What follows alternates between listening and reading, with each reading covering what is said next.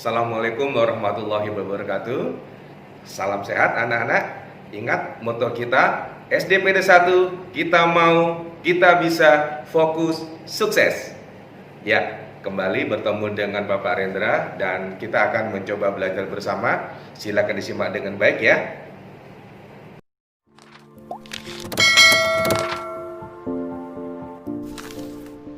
Baiklah anak-anak, kita lanjutkan pembelajaran kita tentang tema 2, udara bersih bagi kesehatan. Subtema 1, cara tubuh mengolah udara bersih dengan KD 3.1, mengidentifikasi karakteristik geografis Indonesia sebagai negara kepulauan atau maritim dan agraris, serta pengaruhnya terhadap kehidupan ekonomi, sosial budaya, komunikasi, serta transportasi. Kita akan mempelajari tentang kegiatan ekonomi non-agraris melanjutkan pembelajaran yang lalu. Kali ini contohnya tentang pertambangan. Ini ada gambar rig, yaitu tempat pengolahan pencarian minyak di lepas pantai atau di tengah laut. Yang kedua industri, perdagangan. Kali ini yang gambarnya tentang pasar terapung di Banjarmasin.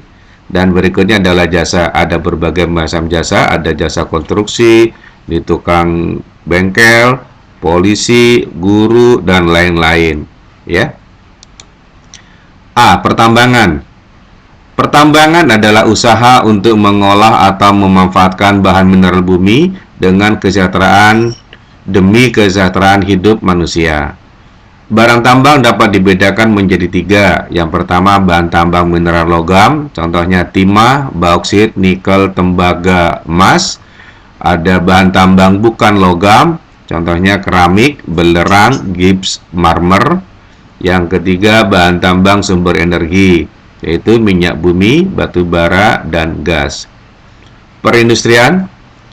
Industri adalah usaha atau kegiatan untuk mengubah atau mengolah bahan mentah menjadi bahan setengah jadi atau bahan jadi sehingga mempunyai nilai yang lebih tinggi. Ada 4 kelompok industri berdasarkan jumlah tenaga kerjanya, yaitu 1. Industri rumah tangga. Jumlahnya antara 1 sampai 4 orang.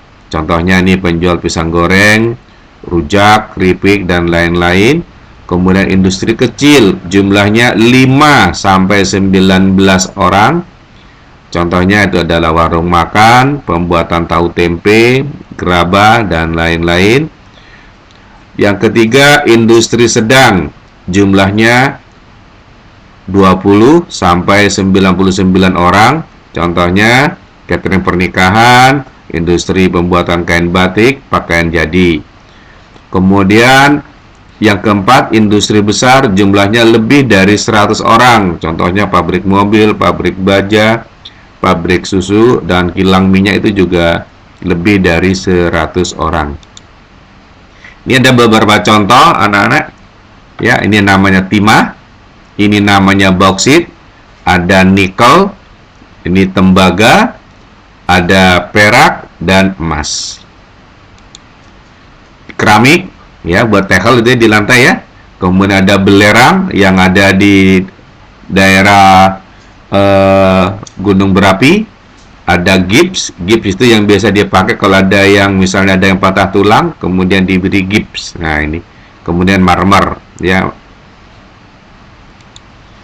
Kemudian ini contoh dari minyak bumi yang bisa diolah jadi beberapa bagai macam bahan bakar. Misalnya ada gas petroleum, ada bensin, minyak tanah, dan lain-lain. Ini adalah contoh dari batu bara, ya. Dan ini contoh gas alam yang bisa diambil dari gas kemudian dimasukkan, contohnya menjadi LNG. Kemudian industri. Nah, ini industri orang penjual pisang goreng, ini tahu ya. Kemudian ini namanya gerabah. Nah, ini dari tanah liat. Kemudian ini pabrik tahu tempe dan ini pakaian jadi, banyak betul pegawainya. Berikutnya perdagangan. Perdagangan adalah kegiatan yang bertujuan menyalurkan barang dan jasa dari produsen ke konsumen.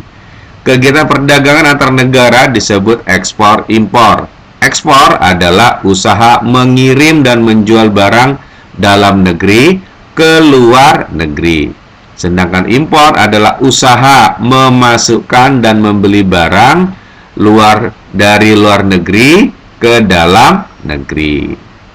Nah, untuk berikutnya, untuk pelayanan jasa pariwisata. Kali ini Pak Rendra ambil tentang pariwisatanya. Pariwisata adalah kegiatan bepergian dari tempat tinggal ke tempat wisata dengan tujuan rekreasi. Ya, kalau tujuannya berjualan bukan wisata namanya ya. Objek wisata dapat berupa pemandangan alam dan budaya. Contoh objek wisata alam contohnya pegunungan, pantai, danau, suaka alam, flora dan fauna. Contoh objek wisata budaya adalah candi, upacara adat, dan kesenian daerah. Nah, usaha-usaha dalam bidang jasa pariwisata antara lain sebagai berikut. Yang pertama ada pengelola jasa penginapan seperti hotel dan losmen. Pengelola jasa kuliner, contohnya restoran, warung, kafe. Kemudian industri dan penjualan barang-barang souvenir atau cenderamata, ya garabah tadi. Kemudian ada penyedia jasa pemandu wisata atau disebut dengan guide atau tulisannya guide, ya. Kemudian penyedia jasa transportasi wisata atau travel. Nah, ini adalah contoh pasar terapung ya di bidang perdagangan ya.